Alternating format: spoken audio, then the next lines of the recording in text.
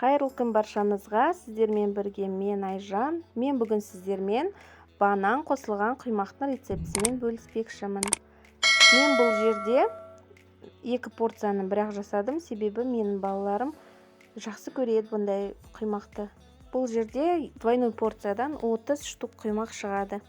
Яғни сіздер 1 порция жасасаңыздар, сіздерде 15 штук шығады.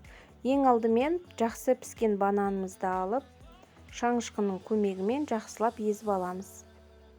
Одан кейін дайын болған массамыздың үстінен жұмыртқа мен сұйық майды құйып миксерлеп аламыз. Егер де сіздерде миксер болмаса, шанышқының көмегімен жұмыс істей беруге болады.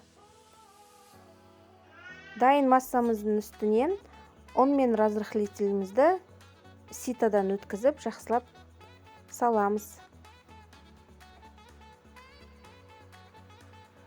Видеода көрсетілгендей дайын массамызды жақсылап миксерлеп аламыз, 1 келкі масса болғанша дейін.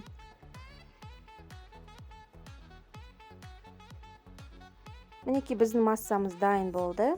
Енді отымызға табамызды қойып, кішкене май құйып, қыздырып, оладушкемізді екі жақтан қуырып аламыз.